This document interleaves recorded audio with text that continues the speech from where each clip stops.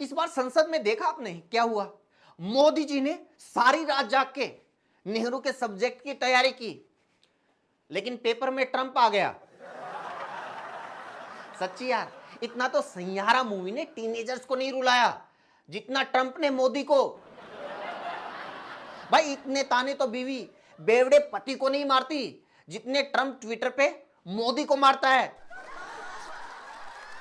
एक बात माननी पड़ेगी भाई, मोदी जी जिसको अपना दोस्त बना लेते हैं तो आखिरी दम तक दोस्ती निभाते हैं।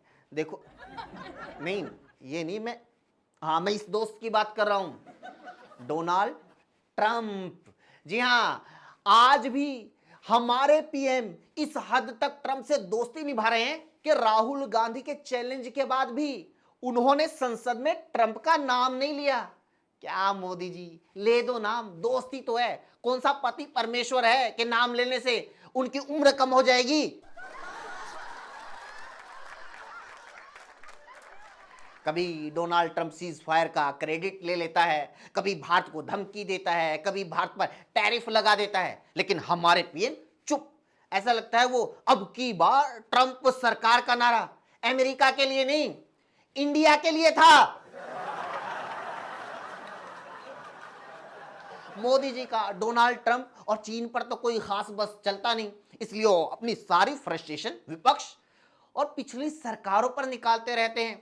इसलिए उन्होंने संसद में कहा कि ऑपरेशन सिंदूर पर पाकिस्तान और भारत का विपक्ष दोनों एक ही भाषा में बोल रहे हैं। राहुल गांधी और पाकिस्तान दोनों का एक ही स्टैंड है। अच्छा, मतलब पाकिस्तान भी अपने आर्मी चीफ आसिफ मुनीर को आतंकवादी बोलता है?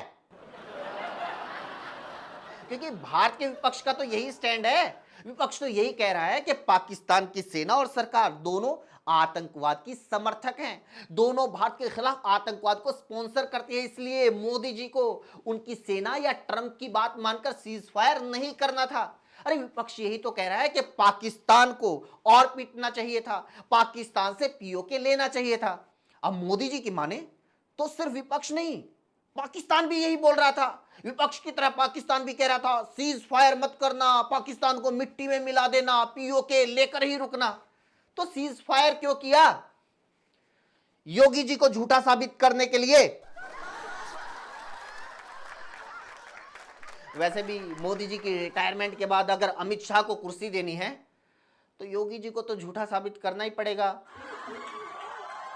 कमेंट करके बताना अगर सच में जैसी वैसे चर्चाएं चल रही है, 75 साल के होते ही मोदी जी रिटायर हो जाते हैं तो बीजेपी को नेक्स्ट पीएम किसे बनाना चाहिए, योगी या शाह या कोई और?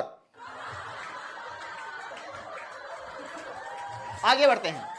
संसद की डिबेट में एक और कमाल हुआ। राजनाथ सिंह ने कहा कि पीओके लेना उनका मकसद ही नहीं था। हैं?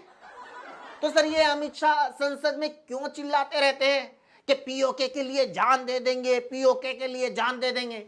अरे शाहजी, जान बाद में देना, पहले जिसके लिए जान देनी है उसको तो ले लो।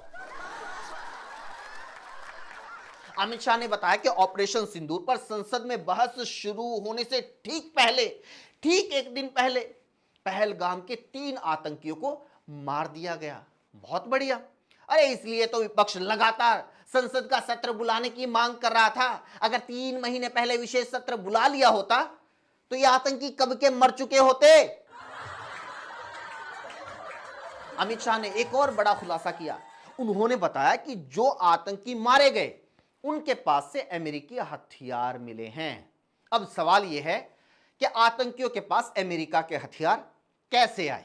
क्या अमेरिका आतंकियों को हथियार दे रहा है? अगर पाकिस्तानी सेना आतंकियों को हथियार दे रही तो अमेरिका पाकिस्तानी सेना को हथियार क्यों दे रहा है?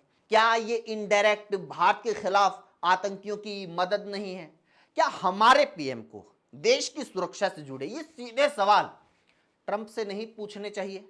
बताइए, ऐसे सवाल पूछना देशद्रोह है या ऐसे सवालों को पूछने से डरना देशद्रोह है?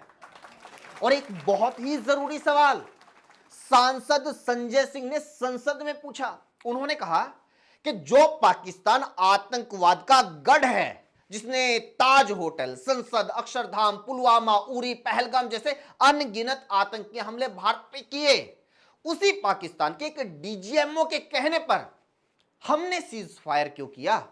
सरकार कहती है कि डीजीएमओ गिड़गिड़ा रहा था इसलिए हमने वो रोक दी। अरे गिड़गिड़ाई तो हमारी वो बहनें भी थी, वो महिलाएं भी थी कि हमारे पतियों को छोड़ दो प्लीज, उनको मत मारो। लेकिन पाकिस्तानी आतंकियों ने उनकी तो नहीं सुनी, आतंकियों ने तो उन पर तरस नहीं खाया। तो हमारी सरकार ने पाकिस्तान के एक चपड़ासी पर तरस क्यों खाया? जबकि आज तक उस पाकिस्तानी चपड़ासी ने भी सामने आकर यह नहीं कहा कि हां मैं गिड़गिड़ाया था भारत के आगे, तब जाकर मेरी मांग पर सीज फायर हुआ है। यार ये दो देशों के बीच युद्ध विराम हुआ है, इसके लिए कुछ तो शर्त रखी होगी, कोई तो समझौता, कोई लिखित आश्वासन, कोई सिग्नेचर, कोई दस्तखत, कोई कागज पत्री, कोई पाकिस्तान का सार्वजनिक बयान, कुछ तो होगा। वो सब जारी करके मुंह पे मारो ट्रंप के, वो अपने आप सीज फायर का क्रेडिट लेना बंद कर देगा। लेकिन नहीं, माय फ्रेंड डोनाल्ड ट्रंप के खिलाफ कोई कुछ नहीं बोलेगा। बोलने के लिए नेहरू है ना। संसद की बहस के दौरान एक बार फिर मनमोहन सिंह से लेकर नेहरू तक सबका नाम घसीटा गया। बीजेपी वालों ने कहा कि शर्म की बात है, मुंबई अटैक के बाद भी कांग्रेस सरकार पाकिस्तान के साथ बातचीत कर रही थी। मैं क्या मोदी जी, ये तो और ज्यादा शर्म की बात है कि आपकी सरकार बिल्कुल वॉर के बीच पाकिस्तान से बात कर रही थी। बीजेपी वालों ने पिछली सरकारों पर आरोप लगाया, वो सरकारें तो पाकिस्तान से डरती थी, वो तो पाकिस्तान के इशारे पर चलती थी, वो तो भारत विरोधी थी, वो तो पाकिस्तान प्रेमी थी। 1947, 65, 71 जैसे वॉर जीतने के बाद भी कांग्रेस की सरकारों ने पाकिस्तान से जीती हुई जमीन वापस लौटा दी। अरे मोदी जी बी क्लियर, अगर आपसे पहले की सरकारें पाकिस्तान प्रेमी थी तो पाकिस्तान से युद्ध क्यों लड़ती थी? अरे यार पाकिस्तान, इस जमाने में हम T20 भी नहीं खेल सकते, आओ युद्ध लड़ लेते हैं। अगर वो सरकारें पाकिस्तान के इशारे पर चलती थी तो वो हर एक युद्ध में पाकिस्तान को हरा क्यों देती थी? मतलब पाकिस्तान हर एक वॉर में भारत को ऑर्डर देता था, come on India beat me. और रही जमीन लौटाने की बात, मोदी जी पुरानी बातों को छोड़ो, आप ये बताओ आपने इस्लामाबाद और कराची जीतकर वापिस क्यों लौटा दिया? पता है आपके कहने पे अंजना और रूबिका को पीछे हटना पड़ा, आपकी वजह से हमारा अखंड भारत का सपना टूट गया। हम अपनी पिछली कई वीडियोस में बता चुके हैं कि भारत के इतिहास की किसी भी सरकार ने 1 इंच भी जमीन पाकिस्तान को नहीं दी, बल्कि नेहरू ने पाकिस्तान को हराकर आज के कश्मीर की हजारों किलोमीटर जमीन ली, शास्त्री जी ने ली, इंदिरा गांधी ने ली, लेकिन मोदी जी ने 11 साल में 1 इंच भी जमीन पाकिस्तान से नहीं ली। यहां तक कि पाकिस्तान को पिछली सरकारों ने दुनिया में अलग थलग कर दिया था, उसकी फंडिंग रुकवा दी थी, उसे आतंकवादी सपोर्टर देश घोषित करवा दिया था। लेकिन मोदी सरकार की डिप्लोमेसी इस हद तक फैल रही कि इंडिया पर टैरिफ थोपकर आज अमेरिका उसी पाकिस्तान के साथ डील कर रहा है।